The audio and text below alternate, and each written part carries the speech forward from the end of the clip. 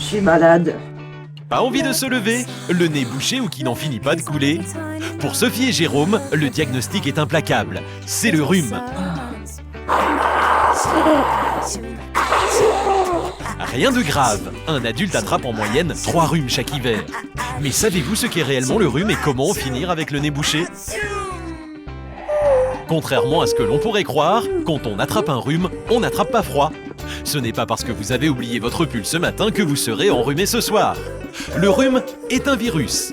On a même plus de chances de l'attraper à l'intérieur, au contact d'autres personnes, dans des pièces peu aérées.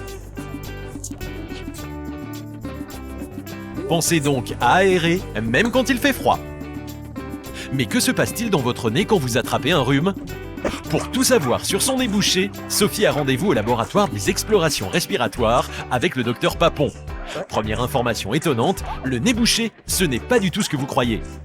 Pourquoi est-ce que j'ai le nez bouché? Ça coule, je me mouche, mais ça reste bloqué. Justement, on va pouvoir essayer de comprendre pourquoi vous avez le nez bouché en regardant dans votre nez avec une petite caméra qui s'appelle un endoscope. Vous voyez là, à l'entrée du nez, il y a les poils qui filtrent les poussières. Ensuite, à l'intérieur du nez, on voit la muqueuse nasale qui est toute rose, un peu rouge. Et ce qui est intéressant, c'est que la muqueuse est toute gonflée à cause du rhume. C'est ce qui empêche l'air de passer et c'est ce qui vous bouche le nez quand vous respirez.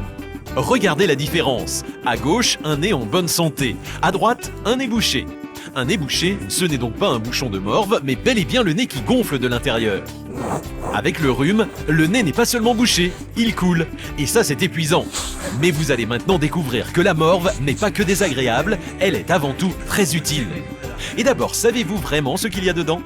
Je pense qu'il y a de l'eau, peut-être du sel, parce qu'il y a un goût salé quand on est rhumé. Pour connaître tous les secrets du mucus, le vrai nom de la morve, le docteur Papon va prélever un peu de ses sécrétions dans le nez de Sophie. Après dissolution, ce qu'il y a dans le mucus se révèle au microscope. 95% d'eau et un peu de sel, comme Sophie l'avait deviné, mais pas seulement. Ce qu'on retrouve principalement et qui est intéressant, c'est la présence de cellules avec des petits chapelets de saucisses violettes qui sont à l'intérieur, qui sont les noyaux. Et ces cellules, ça s'appelle des globules blancs et qui servent à se défendre contre les microbes et notamment contre le virus du rhume. Le nez qui coule, c'est donc un moyen pour notre corps de lutter contre les virus. Vous l'aurez remarqué, le mucus est un peu collant. Entrons dans une narine. L'intérieur de notre nez est tapissé de cils microscopiques. Fixé dessus, le mucus fonctionne à la manière d'un papier tue-mouche.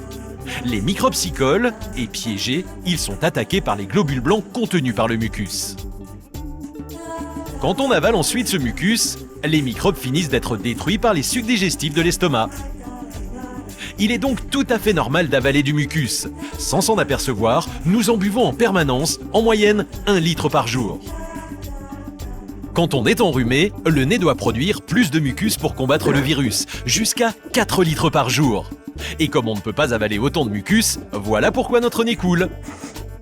Se moucher est donc indispensable pour expulser le virus. C'est ainsi que le corps lutte naturellement contre le rhume.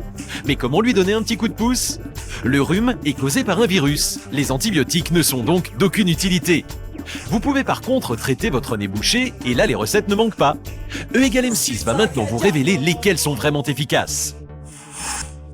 Retour au labo. Sophie s'est prêtée à une expérience pour tester 3 traitements censés déboucher le nez. Un inhalateur au menthol, un lavage nasal à l'eau de mer et des gouttes pour le nez. Donc avec cet appareil qui s'appelle un rhinomanomètre, on va pouvoir mesurer la quantité d'air qui passe dans votre nez. On va pouvoir évaluer l'obstruction nasale. Et vous respirez tranquillement par le nez. Plus la courbe est verticale, plus le nez est bouché. Plus la courbe est plate, plus le nez est dégagé. Ici, cette courbe très pentue montre qu'avant les traitements, le nez de Sophie est très encombré. Alors on va commencer par le premier traitement, l'inhalateur de menthol. Pour Sophie, l'effet semble immédiat. Je me sens un peu de fraîcheur, que l'air circule un peu mieux. Mais regardez la courbe. En fait, ça ne débouche pas vraiment le nez. C'est juste une impression. Cet effet, ça ressemble en fait à un mirage, c'est-à-dire que Le menthol va stimuler des petits récepteurs qui sont dans le nez. Ils vont donner une information au cerveau comme quoi le nez est débouché, et ce qui est une fausse information, et en fait la courbe d'obstruction nasale ne va pas changer. Le menthol soulage quelques minutes, mais il ne soigne pas. Deuxième test, un lavage nasal à l'eau de mer. Oh! Oh!